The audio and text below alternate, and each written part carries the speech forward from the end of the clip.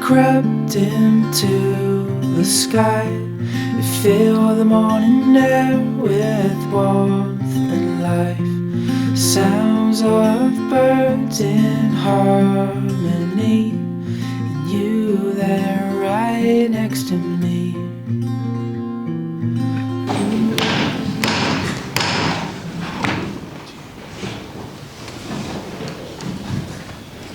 Welcome today to this Interspecies Democracy meeting, in which we have innovatively sought to hear from representatives of our non-human residents and consider their questions and motions.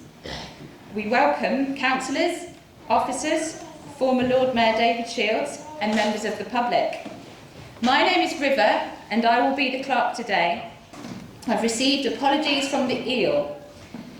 She has outlined that she is one of the very few eels left in the Itchen and cannot afford to take time out, and also felt that the Civic Centre was not particularly accessible for eels. I would first like to invite the former Lord Mayor, Councillor David Shields, Labour and Cooperative Member for Fremantle Ward, to give a brief ceremonial address. Thank you, River.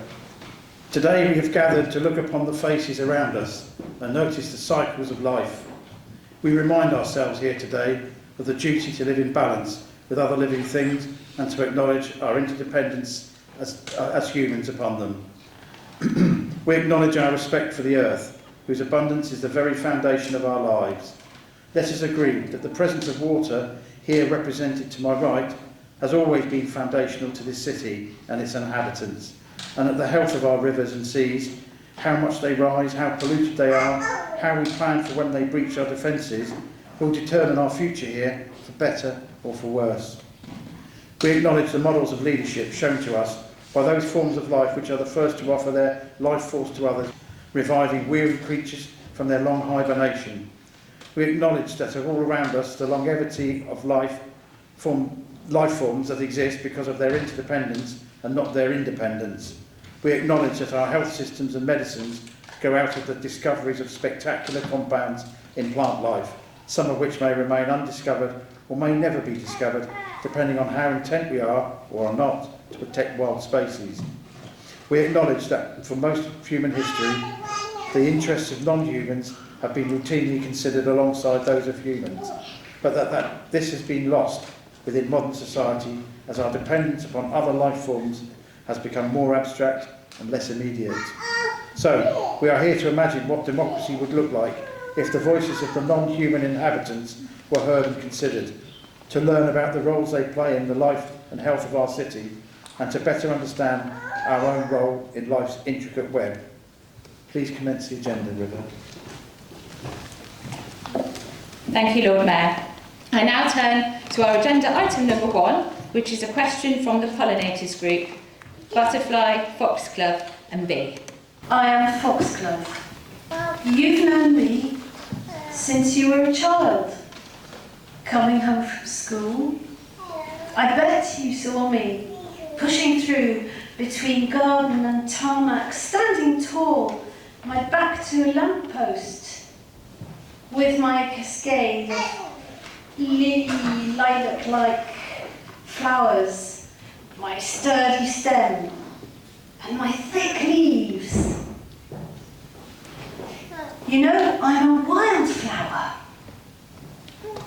No one can tame me. If I'm picked, I wither and die. And you know, before now, I have been called a weed. And I wish to speak on behalf of all wildflowers. I just want to bring to humans' attention that there is no such thing as a weed.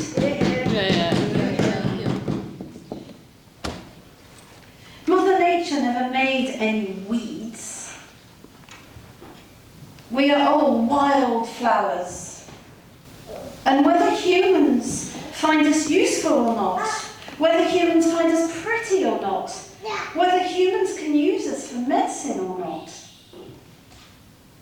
why pull us out? Why poison us? We bring colour and joy and precious food for the insects. We, wildflowers all,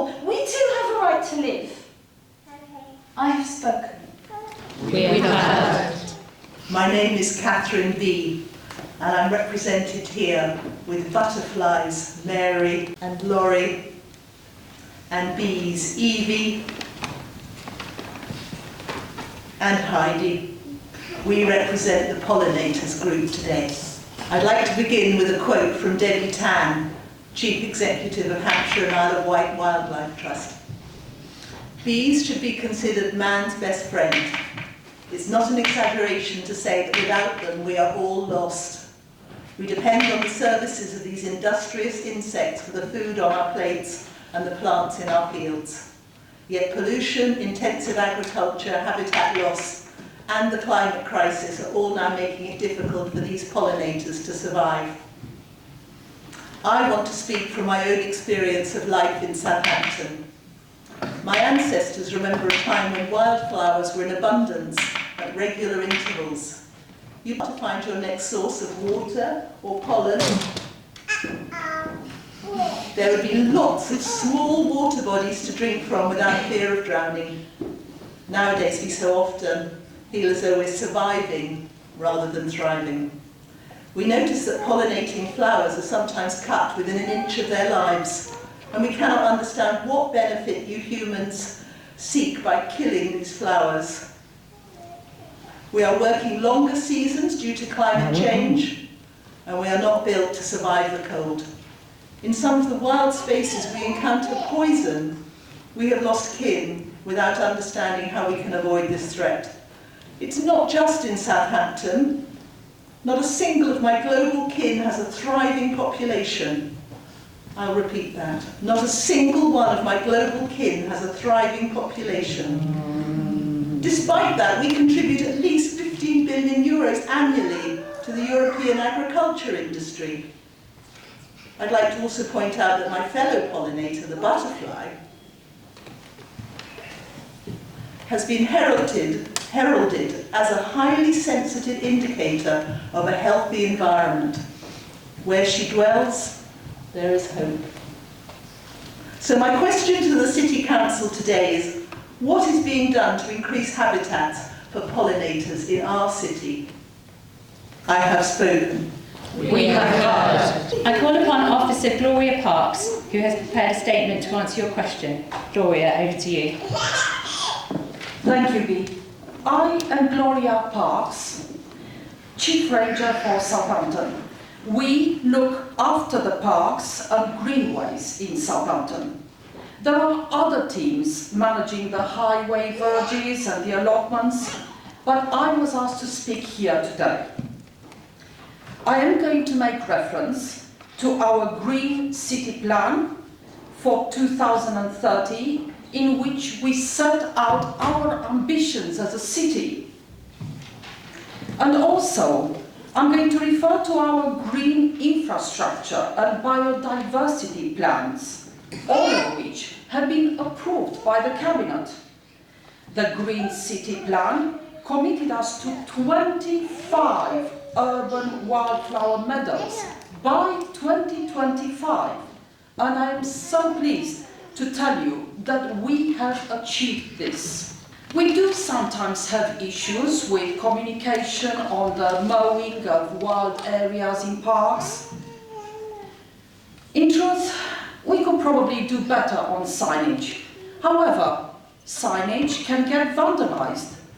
So if you see an area where the edges are mown, leaving long grass in the middle, then you know that is a wild area. Sadly, we don't have currently enough prophy hoppers, which is the kind of mower that you need for wildflowers in order to increase the number of wildflower meadows. We know we could do more. We ideally need to replace all our mowers with prophy hoppers as they gradually expire, but they cost twice as much, and we don't actually have any budget allocated for this.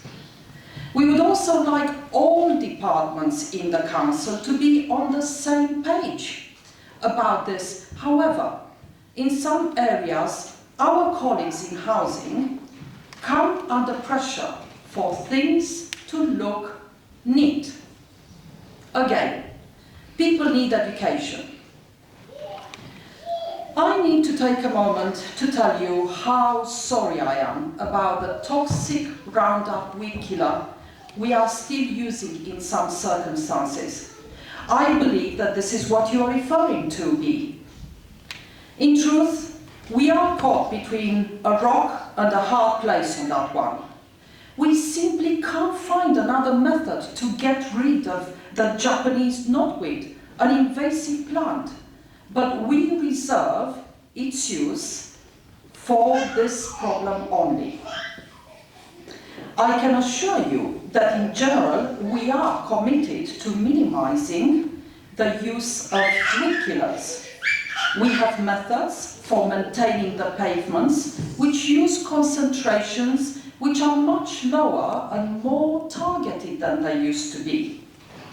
And we are allowing interested residents to approach us about looking after defined patches of road themselves by weeding manually.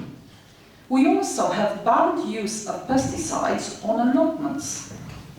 In addition, we do allow bees on some allotment sites. People can inquire if they wish to keep bees, and the allotment team will see if there is anywhere suitable on the site. You will appreciate, I'm sure, that not all bees are native to this area, and the honeybee is one species that is non-native. So, we do ask the public to apply to keep bees on their allotment rather than just introducing them without a permit. In addition to all of this, we also actively manage our grasslands, leaving strategic areas unmown at strategic times of year. We are keen for other landowners to manage their grasslands more sympathetically, and we are happy to provide technical advice on this. I think, to give you an honest answer to your question, there is no good reason for humans to mow their grass really short, quite a lot of the time, besides a notion of what something should look like if it is cared for. We are working to try to educate people otherwise. I realize that my answers will not be entirely to your satisfaction, but I thank you for that question. I have spoken. We have heard. Thank you, Officer Parks, for your answer. Will you commit to a public information campaign around this? Around, for example, No Mow May?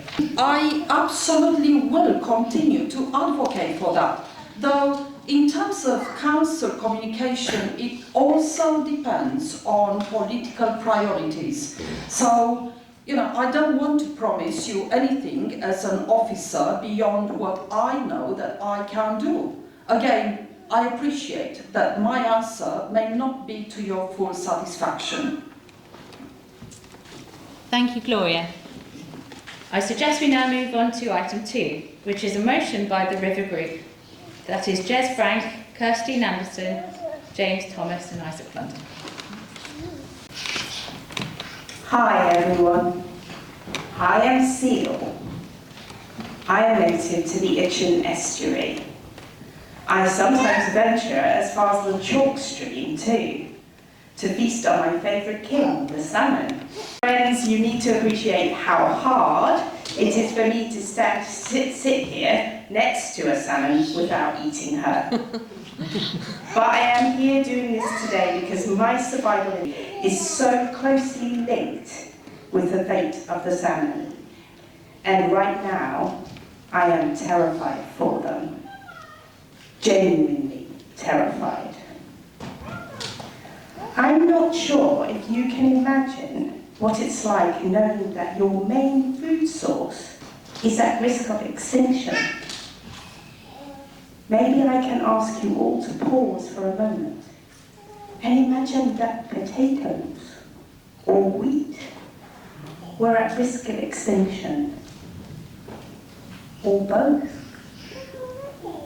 Just imagine that, please. Before my fellow creature here, the salmon, gives a breakdown of the issues. I have spoken. We have heard. Hi, I am Watervole. You may know me as Ratty from Wind in the Willows, but in truth I am no rat. I live on the banks of well-vegetated rivers and wetlands. I'm not just here to be cute, although I will say that I am cute. But did you also realise that I aerate soil, I shift seeds and nutrients, and I facilitate a habitat for wildflowers, insects, reptiles and amphibians? You see, those of us that have been around a long, long time have developed certain habits of supporting one another's lives. I have never ventured this far into a city. I usually don't see human concentrations as welcoming. This feels different though. You mention interdependence, which I never think twice about, but it seems you need to, and with some urgency. You see, I'm Britain's fastest declining mammal. That means most of my family and friends have perished. I have spoken. Hello, I'm the Otter, and I'm pleased to announce my recent comeback in Hampshire. This is all thanks to river restoration projects and the falling pollution levels in the River Meon. That falling pollution is directly related to a fall in intensive farming practices and the use of pesticides. My favourite kin, the eel, is thriving there too. I still live in the Test and the Itchen as well, but when it comes to the Itchen, there is work to be done. I believe it can be achieved.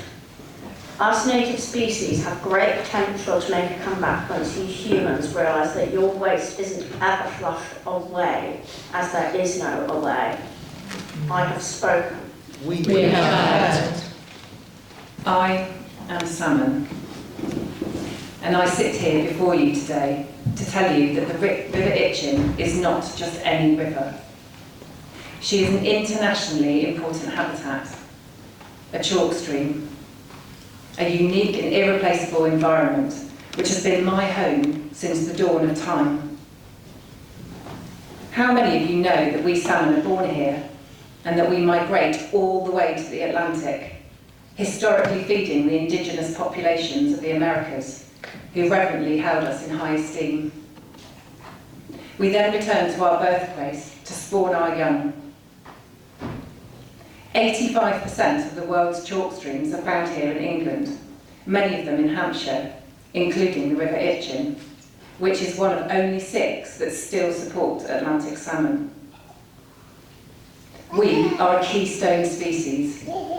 Our presence supports the entire river ecosystem.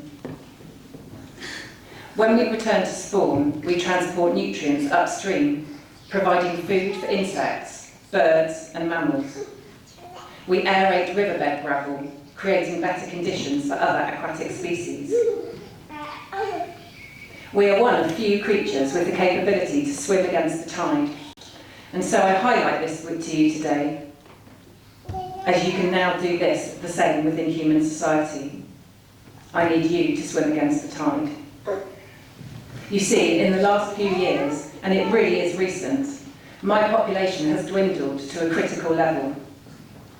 There are multiple and related threats to navigate: warming waters, over-extraction of waters, pollution from sewage and from agriculture. We understand that some of you recognise this. We have seen the pressure that has been put on water companies, including here where Southern Water have committed to ferric dosing of sewage effluent needed to reduce very high sewage effluent ammonia levels. However, Itchen estuary ammonia levels remain high, and ferric dosing is at best a stopgap solution. We welcome the Itchen Salmon Delivery Plan led by our human allies from the Wildlife Trust and Wessex Rivers Trust. They have highlighted that everyone can play a role. Simple actions like reducing water consumption, litter picks, avoiding the flushing of chemicals into sewage. These all help. Our motion is simple though. and is intended to engage you all, not just professional conservationists. This fight is a fight for the future of one of England's most precious ecosystems, which exists here, right here in Southampton.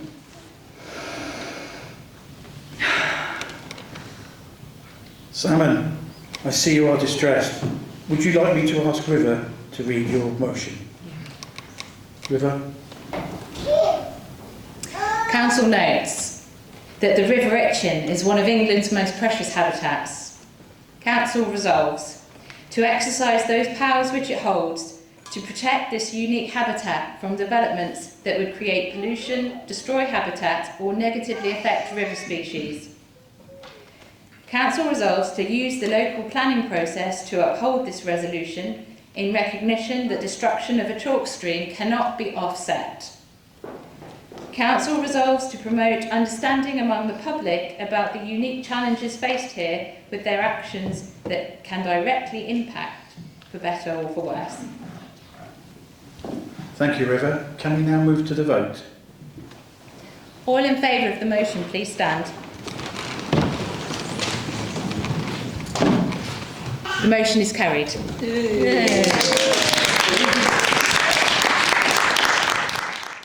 Yeah, I'm a river creature too. I'm a sandmarks and a seabird. And I belong here too, but I have nowhere to rest. Apologies, Mr. Sandmartin. You weren't on my list of speakers. And on this occasion, I am content to allow you to speak, but please be warned that any further disruption of these proceedings may require me to call in the town sergeant. We're not asking much. A place to rest, a place to rest, a place to raise our young. That's not asking much, but we are prevented by industrial river developments. River, do we have an officer who can address this visitor's concerns? I'm afraid not, Lord Mayor, but I do happen to know that the Friends of Riverside Park and Southampton National Park City are actively looking to fund and build a San Martin nesting site here along the Itchen. And we hope to use some of the Lord Mayor's charitable funding to reintroduce lost species to the Itchen in this way. Much appreciated, River Lady. Much appreciated, Lord Mayor Dave. Can't stop. Must go. Like a bird on a wire, like a bird drunk in a midnight choir, I have tried in my way to be free. Thank you, San Martin. I would like to move us on to agenda item 3, which is a question from the pond group. Fly, duck and frog. I am Abigail and I speak for the dragonflies, and I will be singing to you today. This song is about my life here in the city, but also about habitat loss. But I'm in the trees, I'm in the breeze, my colours all around. You see my face in every place, but you can't catch me now. Through rain and grass, the months will pass, you'll feel it all around. I'm here, I'm there, I'm everywhere, but you can't catch me now. No, you can't catch me now.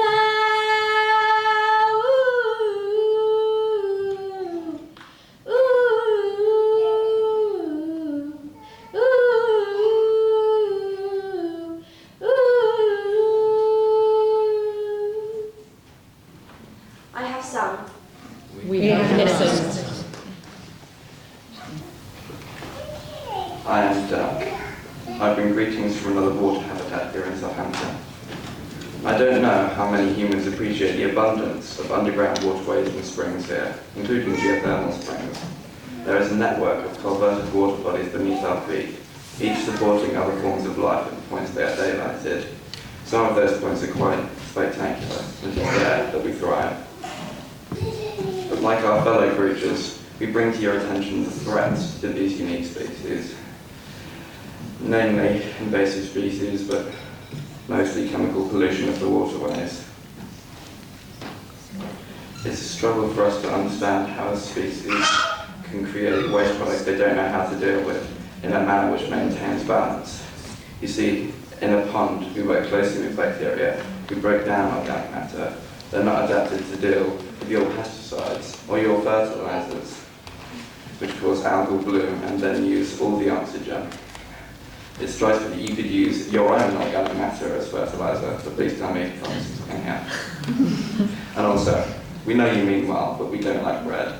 It blows our stomachs. We do appreciate seeds though, thank you.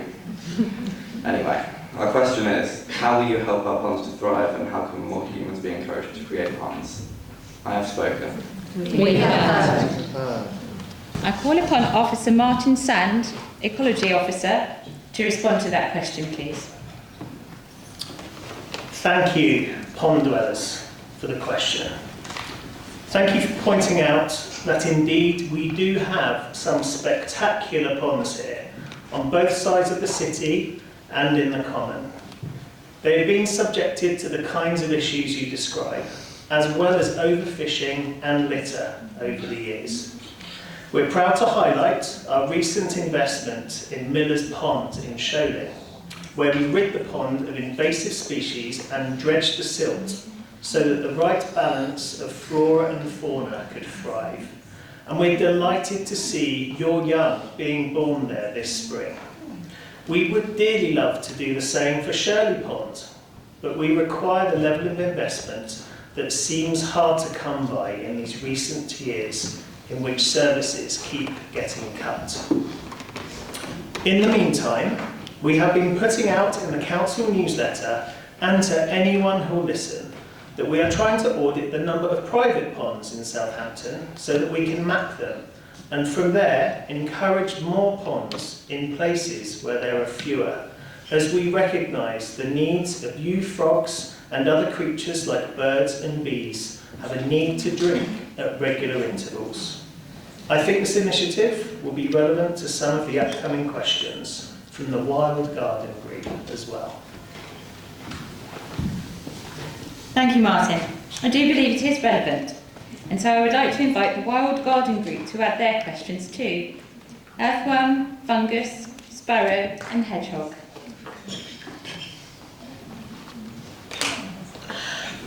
I'm the humble house sparrow. It seems that I'm actually quite rare. My gift is my song, if you'll help me along, with some grain and some ponds here and there, here and there, here and there, with some grain and some ponds here and there. My gift is my song, if you'll help me along, with some grain and some ponds here and there. I have sung, we have listened. I am a hedgehog. I eat insects and sometimes plants, but I also appreciate a pond, however small. I do have something bothering me though, and that relates to transport and connectivity in the city. My population, once thriving, even in cities, and dwelling nicely with you all, is now also at risk of extinction. I try not to bother you. In fact, I try to avoid you most of the time. But I do appreciate those who put out water. On that note, no bread and milk, please. Our digestion is not designed to cope with that, as enticing as it often seems. If you think about it, bread and cow's milk don't usually occur in our natural habitat, and that is why. I do love to eat slugs though, so I can really help you with your veg growing. I do appreciate people finding natural ways to deter slugs rather than those nasty pellets which I might then accidentally ingest too. I really have just one main ask, and that's to get around safely. I've lost kin over and over because of your road networks, which we can't navigate safely. Grief and loss is part of the psyche of every hedgehog I know in this city now. Yet we can navigate the smallest of corridors, only 5 centimetres high, and travel between safer spaces like that without troubling you too much. I don't really understand why humans separate themselves into such cut-off enclosures without thinking to leave just a little gap here and there, or why a severe fencing arrangement would be a threat to a living hedgerow. I also appreciate log piles and leaf piles, and anyway, just a little bit untidy. There are more reasons to do this than just for me, reasons I will now let my fellow creatures elaborate on. I have spoken. We have heard. Greetings, my friends. I am Earthworm. Greetings from the soil. If you remember one thing today, let it be that the soil is not mere dirt, but in fact a kingdom in its own right. A kingdom with its own stories, conflicts, processes and organisation. I am more than just food for your favourite singing sparrow here. I am a soil engineer. I break down dead matter, unlock nutrients and create channels for roots, fungi and water. My life supports countless others, from birds and badgers to microbes and mycelium. Without soil, you are nothing. Soil is food. And do you like food? Yeah. You're welcome.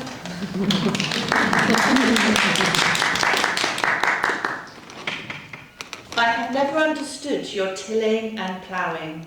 Just leave me to it. I'm good at my job. And I can turn your veg peel into soil, even in the smallest and darkest places, after which you can use it as fertiliser instead of those expensive ones you get, which in turn then irritate my fellow creatures, the pond dwellers. Did I mention that rich soil locks carbon away, which I believe is causing you serious issues? Again, you're welcome. I have spoken. We have heard. Indeed, my friend, you do mighty things. I am fungus. I too support the soil in all of its richness. I am a master decomposer. I am the invisible link in many of life's chains. I assist plants and supercharge their roots by transporting nutrients. About 90% of land plants have fungal partners, making them more resilient to drought and other stresses. There are so many more of us than the ones that you see. Here's the thing. We know you are experiencing unpredictable rainfall here now, heat waves and then downpours.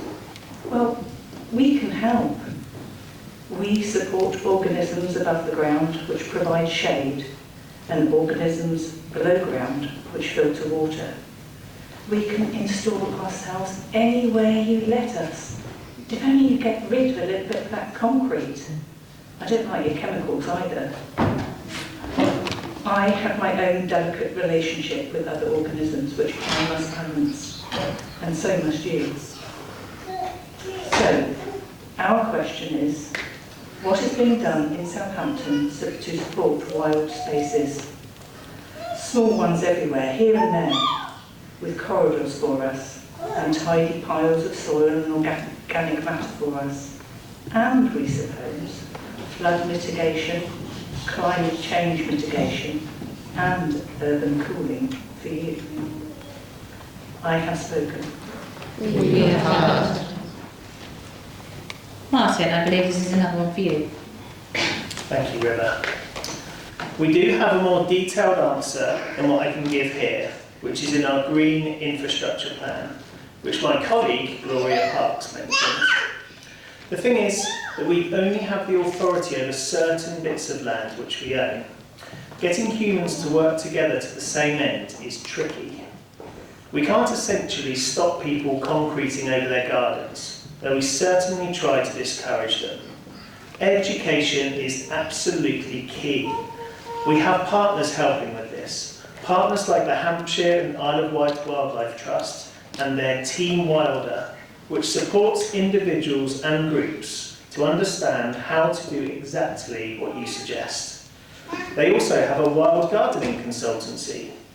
We, the council, gave away a number of hedgehog homes last year, and Southampton National Park City set up a hedgehog champions competition for groups.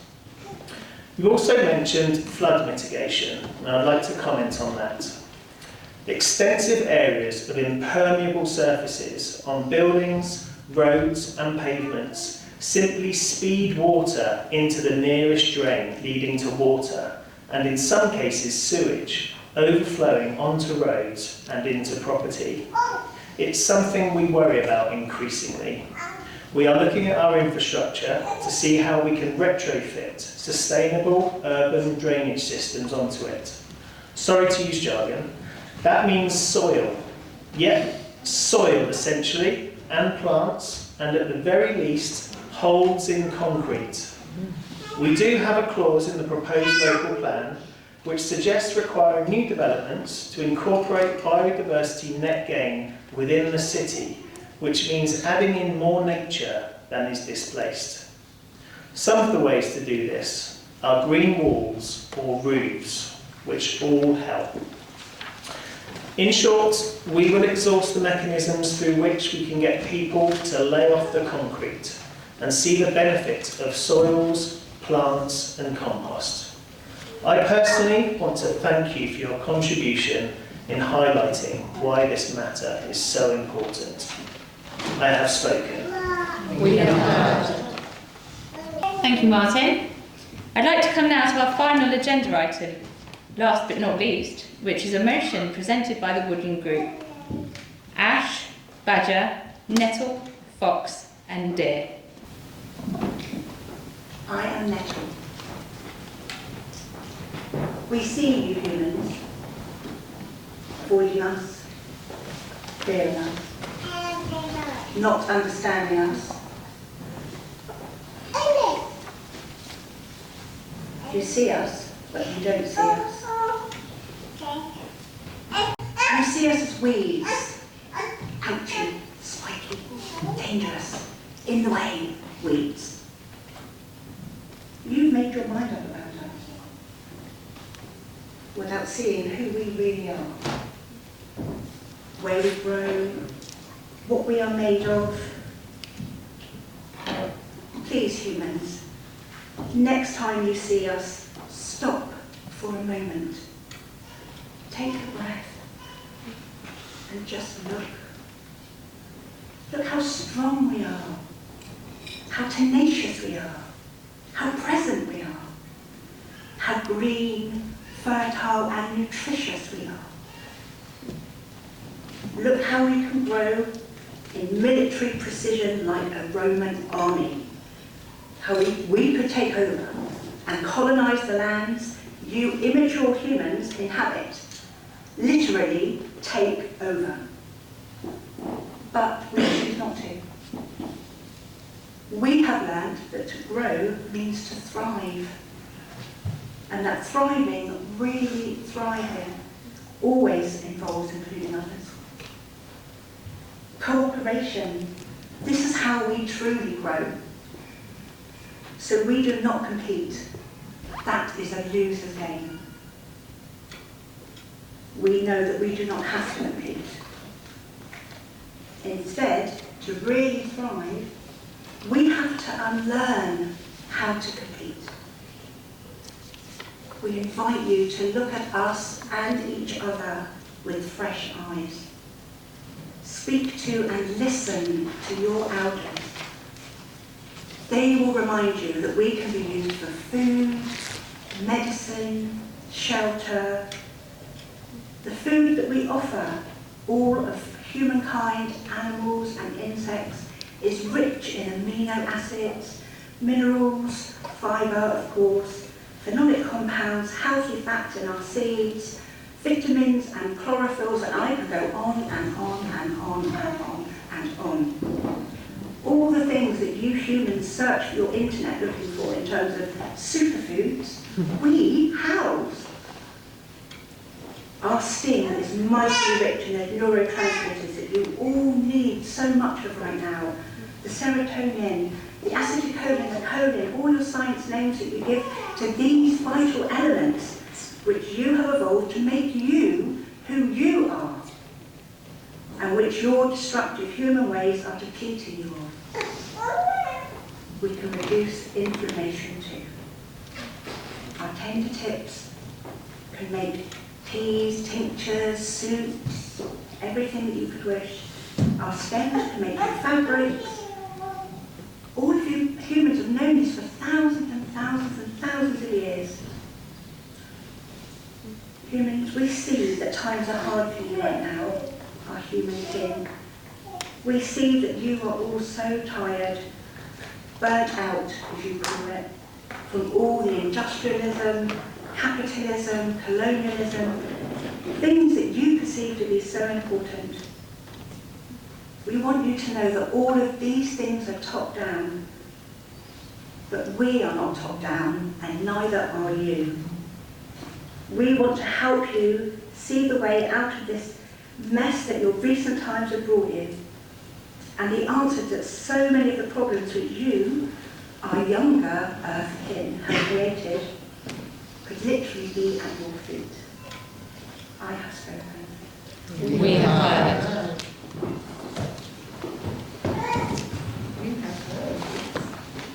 Thank you, Nettle. As you know, I make a point of having a late leaf flush to let sunlight reach the woodland floor for longer, so that you can thrive.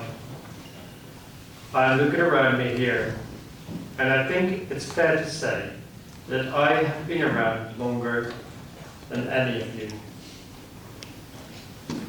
I have been part of these landscapes since the ice receded.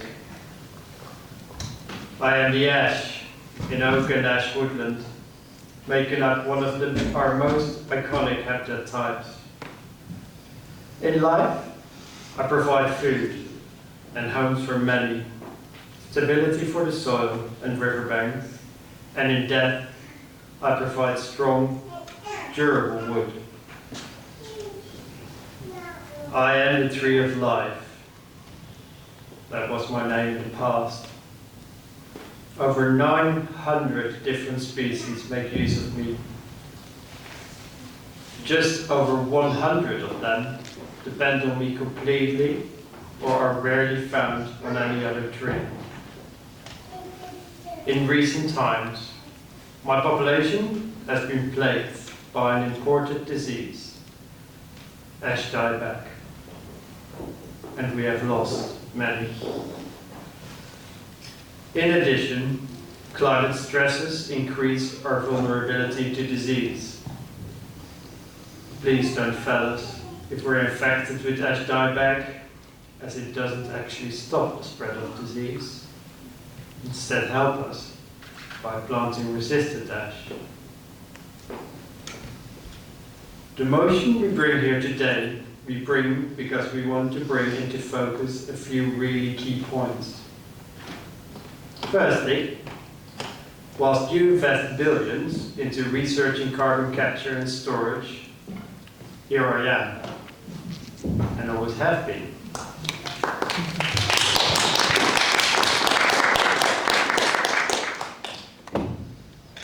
Secondly,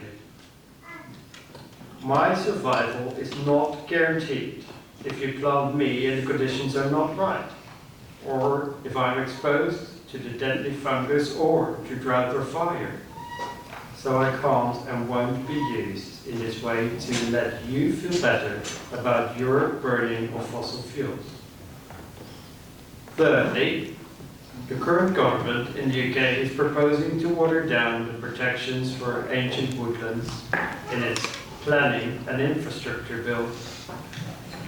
And I need you to understand that trees that can be up to 300 years old cannot easily be replaced, just as a chalkstream cannot. Therefore, here is our motion for you to vote on. Council notes that Southampton comprises areas of unique woodland habitats such as Lordswood, Moorhill Copse and various areas in the greenways, which are home to many species and are also important for climate adaptation, flood risk and the mental and physical well-being of humans. Council resolves to use the planning process to protect these areas from the encroachment of development, in spite of natural pressures, and encourage the possibility of offsetting destruction. Increase the areas which are designated as nature reserves within the greenways and woodlands. I have spoken. You have heard. River, can we please move to the vote? All in favour of the motion, please stand.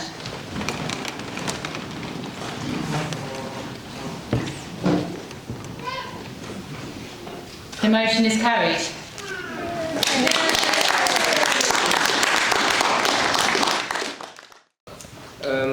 Sorry for my accent, I'm coming from the south, maybe the golf course, golf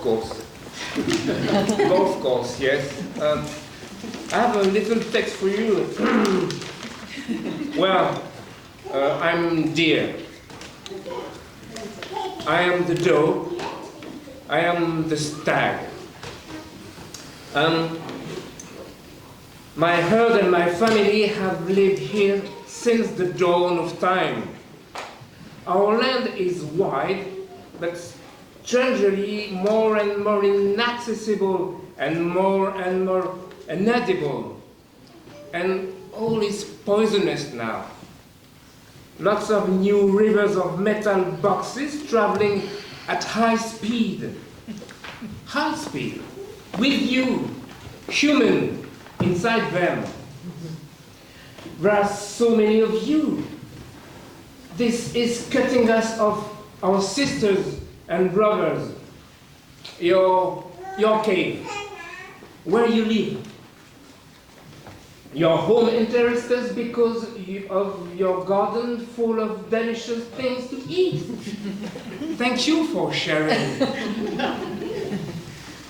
Thank you for sharing. So why do you unleash your dogs on us? Now all we find are small white little mushrooms to eat. We can't eat them. I have one here. You know. We can't eat that.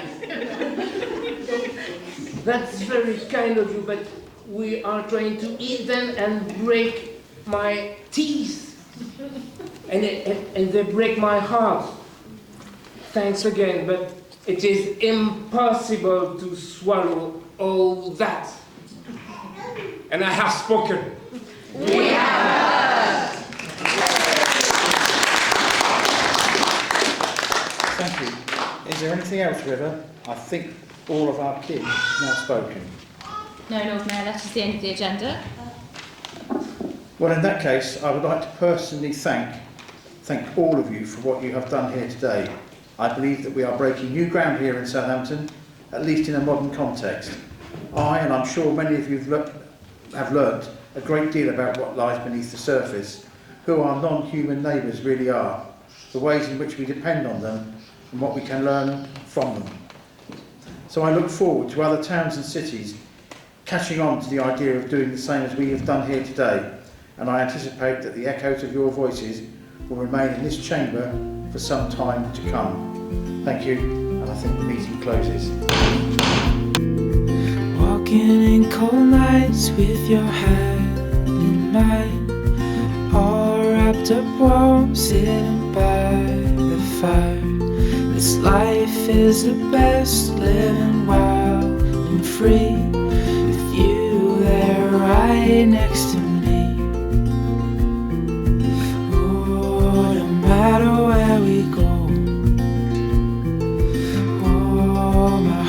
is yours to own. Through all the storms I'm by your side. Through days of warmth I'm by your side. Like the stars and the moon in the nighttime sky, I'm by your side.